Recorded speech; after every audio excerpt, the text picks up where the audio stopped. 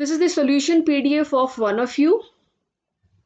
Here you have been given this and you have to prove this. You are well aware of this question. You all have gone through this. Uh, if you focus here, what to prove? You have to prove a relation between O and A. See, O and A are bounded by this relation.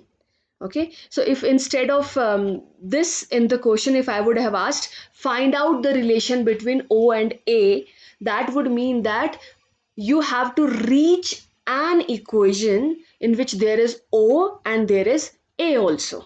Okay, please इस बात को समझिएगा. ओ और ए के बीच एक relation find out करना मतलब relation को मैथ्स में क्या कहेंगे? इक्वेशन. ठीक है, in maths the relation is called equation. तो अगर ऐसा कुछ कहा जाता आपको कि ओ और ए के बीच क्या रिलेशन है वो फाइंड आउट करो, मतलब आपको एक इक्वेशन ढूंढना है जिसमें ओ और ए दोनों हो, बाकी कोई ना हो. तो यहाँ पर अगर आप इस तरीके से भी इस क्वेश्चन को शुरू करते कि एक इक्वेशन लिखते और उसमें सिर्फ ओ और ए को रखते, बाकी चीज़ों को रिमूव कर देते by proper laws, proper method, proper logics, तो आपके पास ये ही रिलेशन आता. ठीक है, तो अब क्या है, अब यहाँ पर जो गलती हुई है उस मिस्टेक के बारे में आपको बताऊंगी. यहाँ पर आप देखें तो the first equation is this. ठीक है, angle A B C and A C B which is correct, और बहुत अच्छी तरह से लिखा गया है. एंगल ए को ए से रिप्रेजेंट किया है, बी को ए बी सी से, बिकॉज बी पर काफ़ी एंगल्स बने हैं तो वो कोई भी हो सकता था, इसलिए 3 letters, that means A B C, this bigger one, and similarly A C B. So this is triangle sum property. Okay, उसके बाद क्या कोशिश की जा रही है कि ए बी सी और ए सी बी को हटाया जाए, बिकॉज रिलेशन ए और ओ के बीच चाहिए, तो बाकी चीज़ें हमें नहीं चाहिए. ठीक है, बट यहाँ पर ए बी सी को हटाने के लिए कौन सा रिलेशन इस्तेमाल किया जा रहा है? यहाँ पर इस्तेमाल किया जा रहा है कि A B C is 180 minus angle A minus angle C. मतलब क्या इस्तेमाल हो रहा है? वही triangle sum property of A B सी.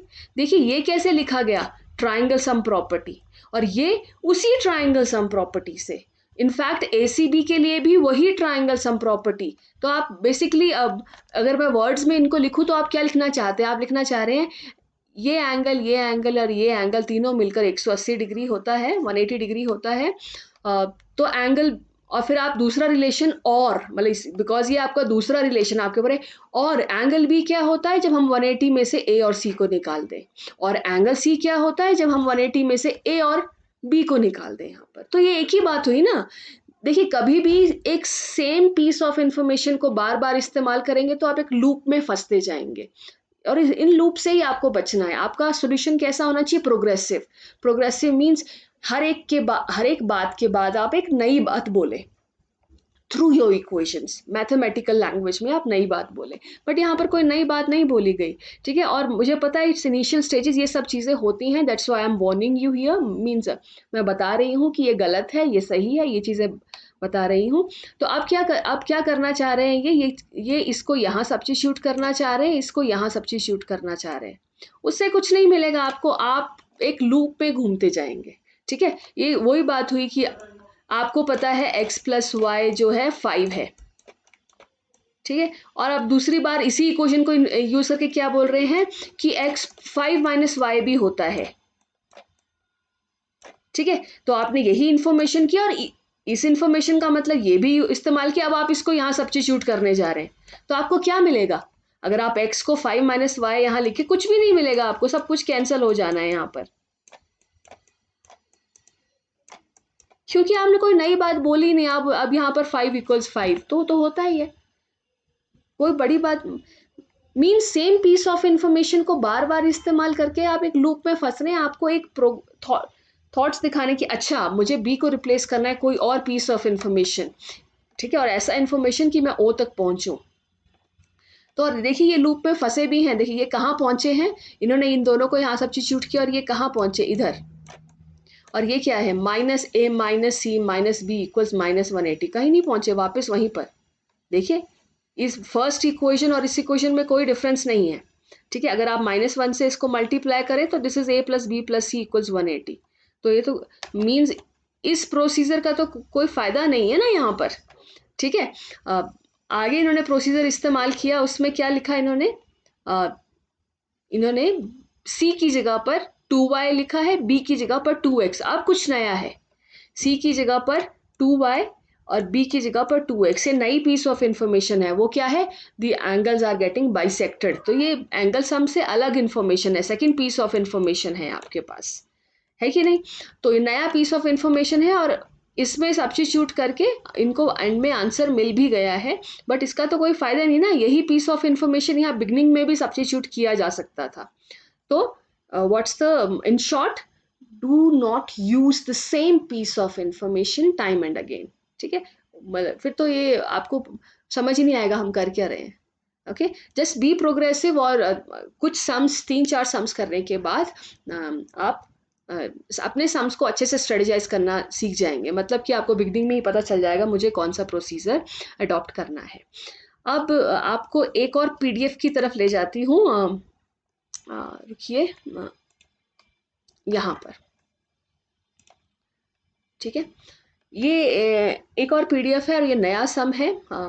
इसको वीडियो में पहले भी एक्सप्लेन किया गया था और ये मिस्टेक एक और स्टूडेंट ने भी की थी और अभी मैंने कुछ ही पीडीएफ चेक किए, तो हो सकता है किसी और ने भी किया हो। देखिए, आपको यहाँ क्या प्रूव करना है? POQ एक लाइन है, ये 90 डिग्री है और ये कोई एंगल है बीच में, मतलब ज़रूरी नहीं है this is equals to this. तो अब यहाँ पर छोटी छोटी गलतियां हैं, उनको देखिए। पहली बात, इन्होंने क्या लिखा है? ROS is half of QOS minus POS, इसको इक्वेशन 1 डाल दिया। क्या क्या ये बात आपने लिखी है? मींस आपने इन्फर किया है कहीं से, तब तो यहाँ रीजन होना चाहिए। ठीक है, और यही तो प्रूव करना है। How can you right it directly? ठीक है, अब मीन्स जो आपने प्रूव, जिस रिलेशन आपको बेसिकली आपको क्या बोला गया, अगर मैं सिंपल वर्ड्स में बोलूँ, आपको बोला गया है कि अगर ये कंडीशंस हो तो ROS, QOS और POS में क्या रिलेशन है आपस में, शॉर्टेस्ट रिलेशन जो भी आप पूछें। ठीक है, QOS, POS एंड ROS, इनमें क्या रिलेशन है? ठीक है, सिंपल पूछा होता QOS और POS में, तब तो आप बोलते दोनों आर सप्लीमेंट्री, इनका सम हमेशा 180 होगा।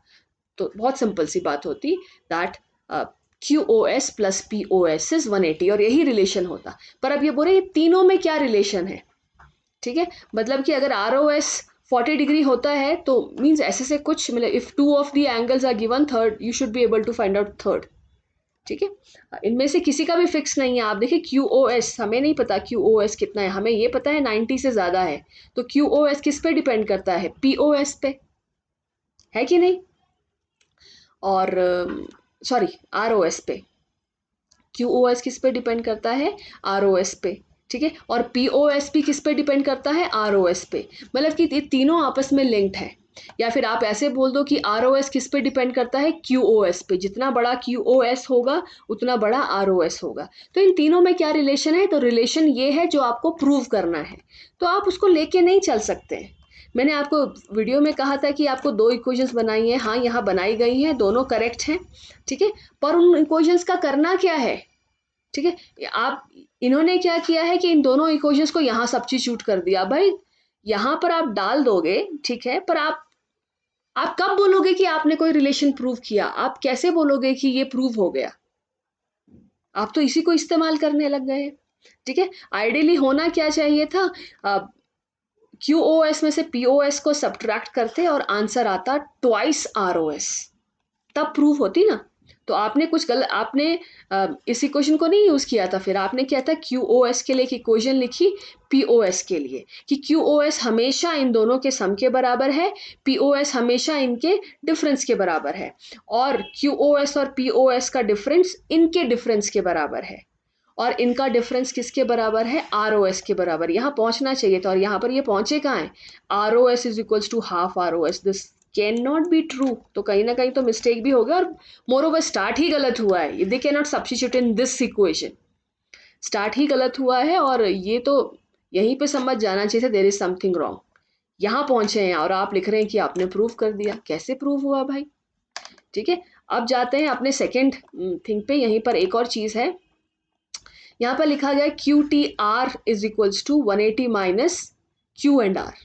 ये एंगल 180 में से कोई 2 एंगल्स निकालने होंगे। वो 2 एंगल्स कौन से हैं? ये और ये, है कि नहीं? बट आप क्या लिख रहे हैं? Q&R। क्यू लिखना बहुत गलत है इसको, you must use 3 letter name because Q also mean PQT। Okay, similarly इसको आर लिखना बहुत गलत है बिकॉज आर पे 3 एंगल्स हैं यहाँ पर एटलीस्ट। सो ये गलत है, मोर ओवर कोई रीजन नहीं दिया गया है यहाँ पर, ठीक है, तब तो और भी गलत है। अगर ट्राइंगल सम प्रॉपर्टी लिखा था तो भी कोई सोच ले, बट फिर भी it is wrong to name a letter by a single letter when that letter represents many angles. Okay, उसके बाद अब यहाँ क्या लिखा जा रहा है, यहाँ देखिए PQR which is here, PQR, PQR को लिखा जा रहा है RQT, means this PQR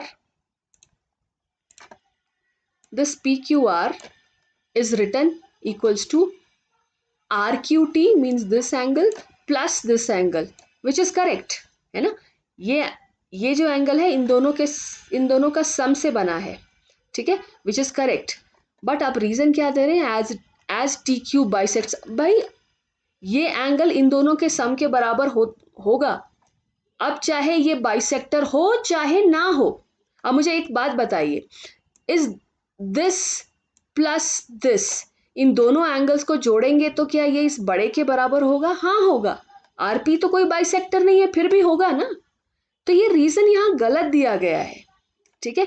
PQR equals to RQT plus ROT, ये जो बड़ा एंगल है इन दोनों के सम के बराबर है। रीजन क्या, रीजन आप लिख दो फ्रॉम फिगर में देख लो भाई, इन दोनों को मिलाकर ये एंगल बनता है, ठीक है। बाइसेक्ट का रीजन कब आएगा, जब आप इन दोनों एंगल्स को इक्वल बोलते हैं। अभी आप इक्वल नहीं बोल रहे, आप बोल रहे हैं ये दोनों जोड़कर ये दे रहा है, तो जोड़कर तो कोई भी दे सकता है ना, ठीक है। ये दोनों एंगल इक्वल नहीं है, बट ये दोनों जोड़कर आपको ये बड़ा वाला एंगल देंगे, तो ये गलत रीजन है यहाँ पर, ठीक है।